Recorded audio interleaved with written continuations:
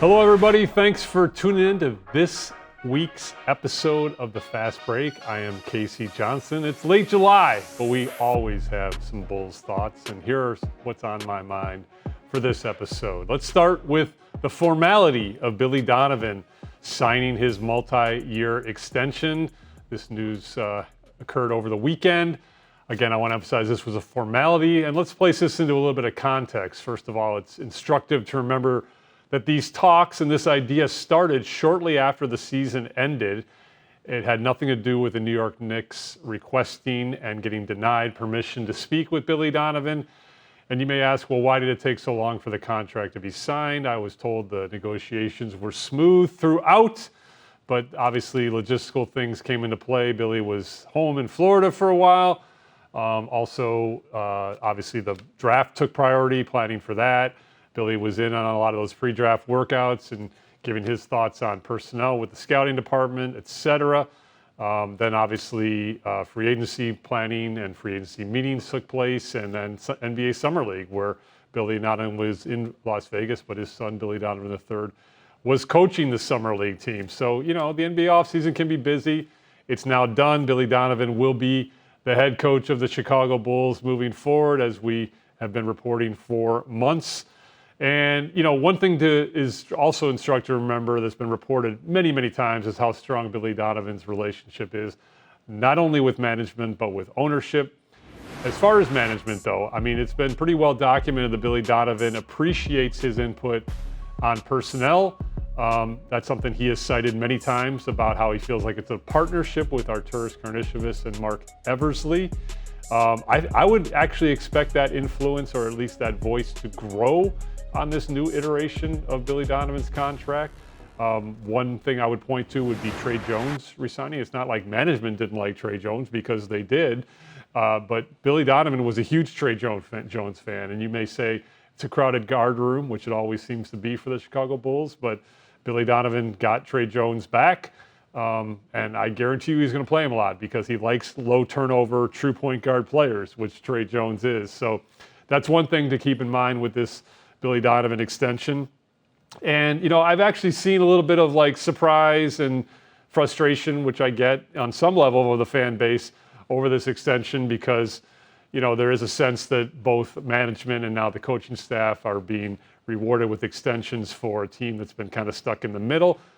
But I would put Billy Donovan pretty far down the list of issues with the Chicago Bulls. And it's not just my opinion. You can look to Springfield, Massachusetts in September for when Billy Donovan is going into the Naismith Basketball Hall of Fame for his pedigree. And again, I know that's also largely based on his collegiate record, but he was a very good coach with the Oklahoma City Thunder.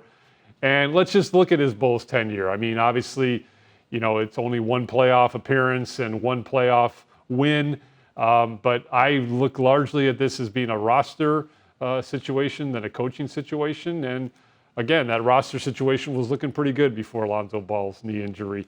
But let's look at his coaching chops, just dial in on those. To me, his ability to be remarkably consistent with his communication skills. Players talk about how upbeat he is and how similar he is on a daily basis, and his ability to talk to players directly, hold them accountable in film sessions, always stands out to me about Billy Donovan.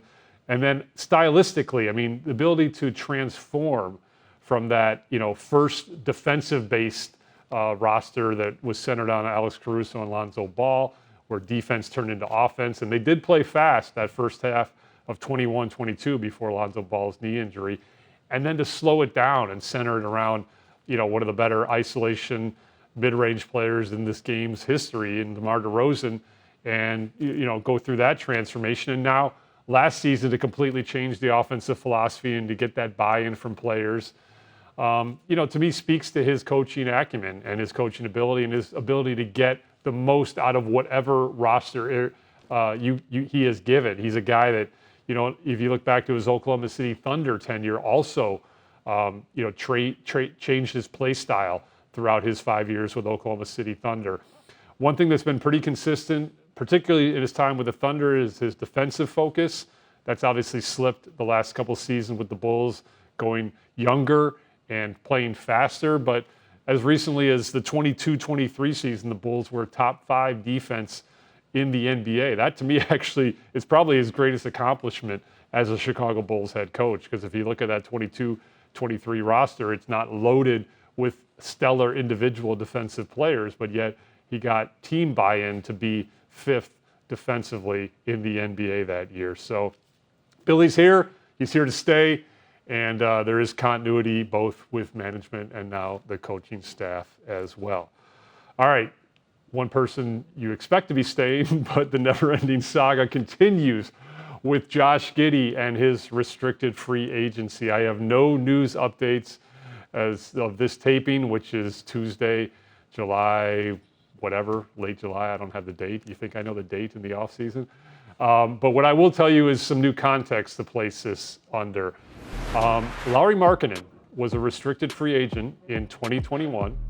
Now that season was a little bit different because of the COVID situation, so the NBA regular season and the Bulls did not wrap up until mid-May, which is a month later than this past Bulls season ended in mid-April. But yet Lauri Markkanen's sign and trade to the Cleveland Cavaliers in that 3-team deal involving the Portland Trail Blazers did not take place until late August. So the Bulls have shown patience in restricted free agency before, and as has been mentioned and reported ad nauseum, they hold all the power in this restricted free agency situation with Josh Giddey, just like the Warriors do with Jonathan Kuminga, just like the 76ers do with Quentin Grimes, just like the Nets do with Cam Thomas. It's a very stagnant restricted free agency market this summer. There's no cap space out there.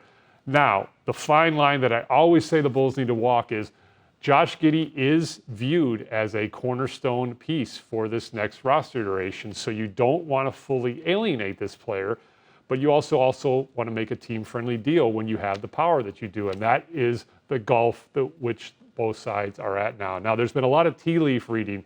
I, on this very feature, mentioned that the talks have been amicable, and they have been to the most part, but is there some frustration creeping in? Absolutely. Josh Giddey and his representation want to get a deal done.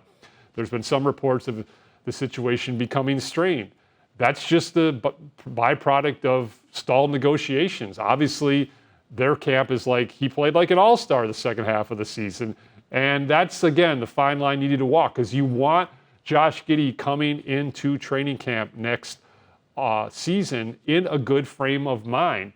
And it's also instructive to remember that he was the highest member of his draft class not to reach terms on a rookie scale contract extension last summer. So that's also on their mind as well as far as his camp. And in fact, I was told that there were very few negotiations at all in those talks, that the Bulls basically were like in a prove-it situation this year.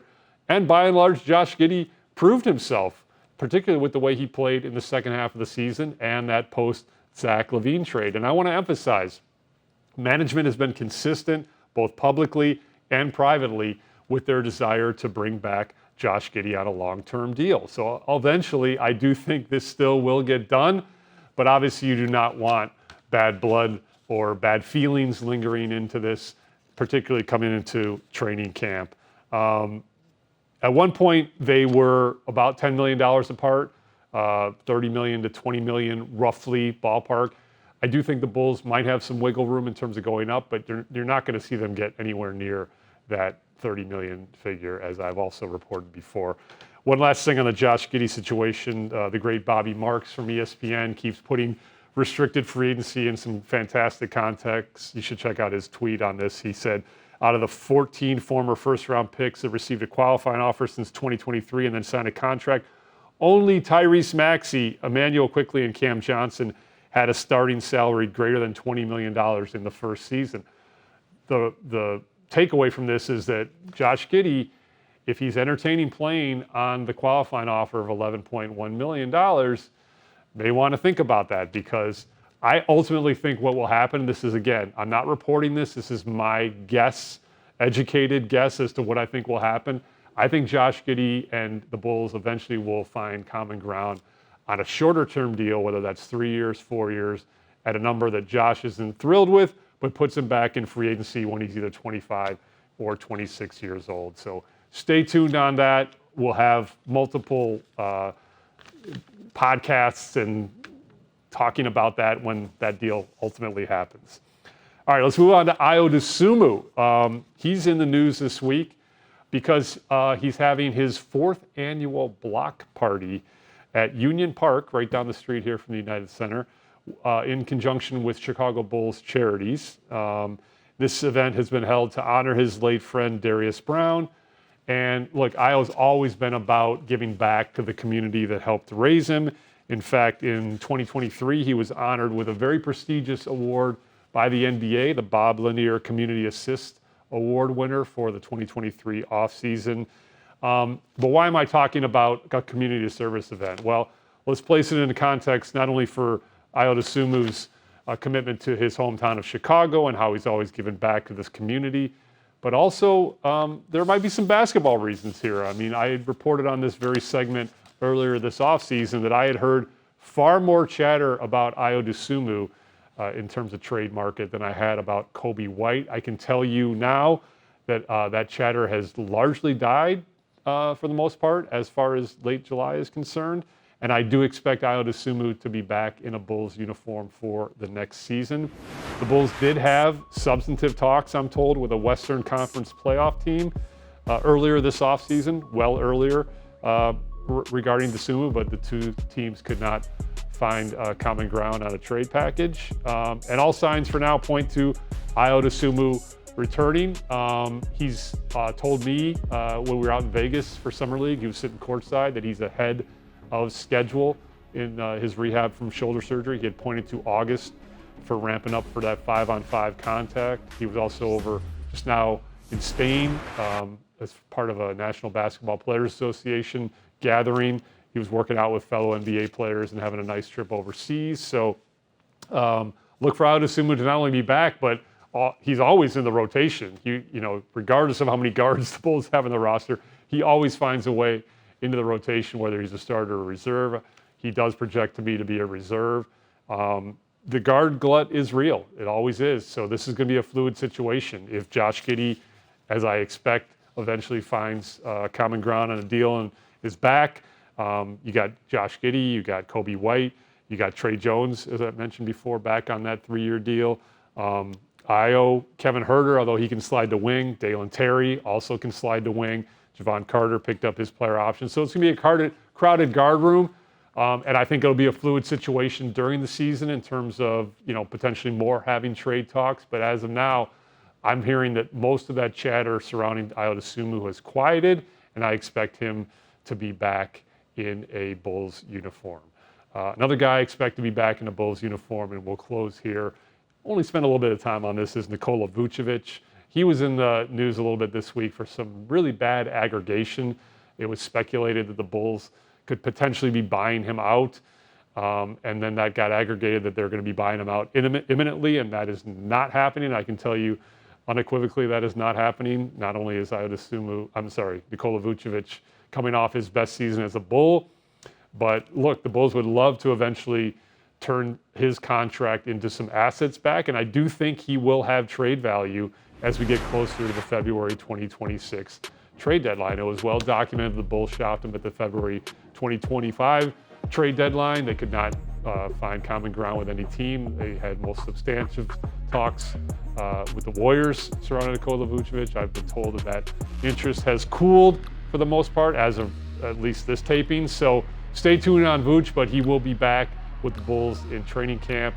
I do think, you know, maybe if you're not able to find a trade package between now and February, perhaps the Bulls entertain some buyout talks then. That's very speculative, and I will also say this franchise historically has frowned upon buyouts. They do not typically take that route, so stay tuned. But Vuce is coming off a very strong season, projects to be the starting center, and potentially will have some trade value as we move through the season and getting closer to the February 2026 trade deadline. So that'll do it for this week's episode of the Fast Break. We certainly appreciate you checking us out. And as always, we'll be back whenever there's breaking news and with more content later this offseason. Thanks a lot.